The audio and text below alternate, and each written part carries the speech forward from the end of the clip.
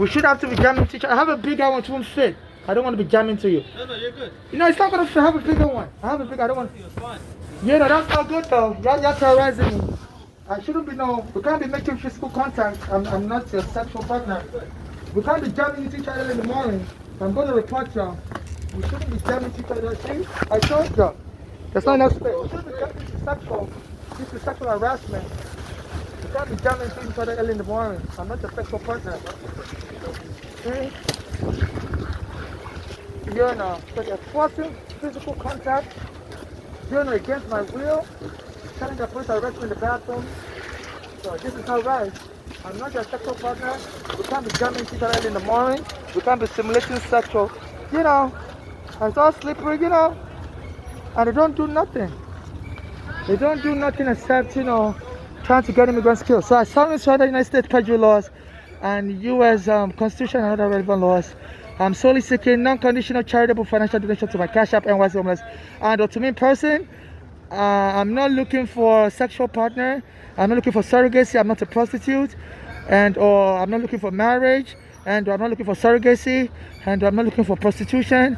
And I'm not looking for membership in any social cult or gang or religious or I'm not smoking. I'm just cold, and that's why I'm coughing. They said they're going to set me up in the bathroom and say I'm using drugs and kill me.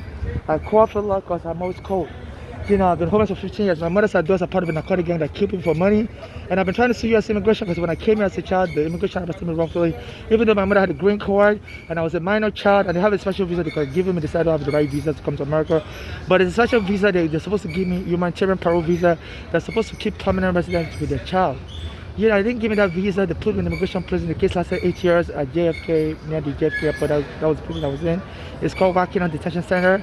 So during my court case, 8 years, my mother had a heart attack and I just found it poisoned and killed her because they wanted to sue the immigration and get the money for themselves.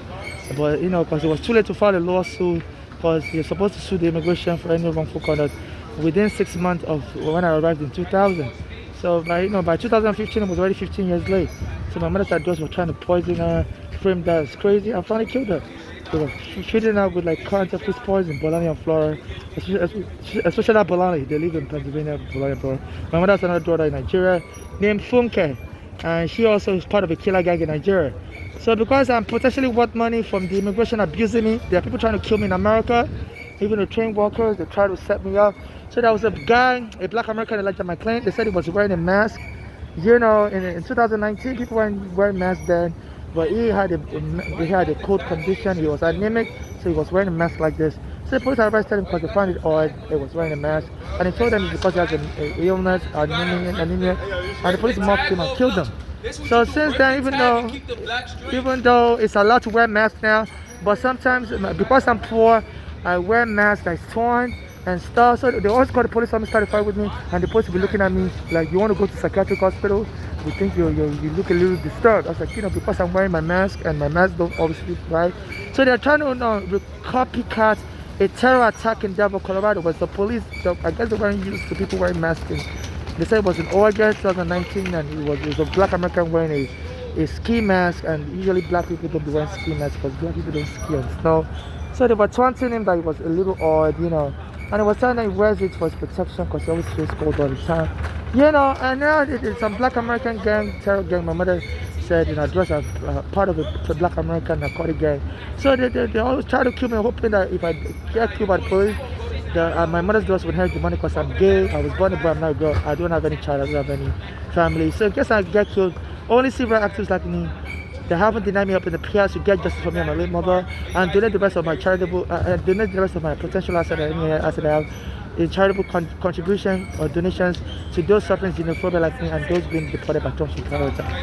So I don't want anybody to make a movie about me. My immigration phone number is 7795468. I told the immigration I'm introverted, and it's true. I don't really like I don't really like talking about my life unless I'm under duress like this and my life is threatened. So I don't want anybody to make a movie about me. Yeah, because even my mother's daughters, I'm not close to them, you know, and so they wouldn't really know about my life. So it's because when I was a child, I used to write letters to Michael Jackson. So I think some people will try to kill me and make it like I came to America to become Michael Jackson. I died in the process. No, I didn't come to America to become Michael Jackson. And even though people used to say my living just as a kid, I don't look like him now at all. You know, I grew that face. And I did write a song for him when I was a child, but I sent it to him, but they sent it back to me in Nigeria, said unbelievable, because it changed address. I think some people have raided my home in Nigeria and they found that song and they want to kill me and release that song. So this is genocide. This is human trafficking. Nobody should be killed to make money for Hollywood. Hollywood like tragedy and stuff. So I'm being ambushed by human traffickers that may want to kill me and even steal my sperm and create children to inherit my estate because I don't have any child. So I already said it, only civil activists should administer my estate and no family or friend should get nothing from my estate. And the only people that could get something from my estate are people that suffer xenophobia like me and those being deported on the truck.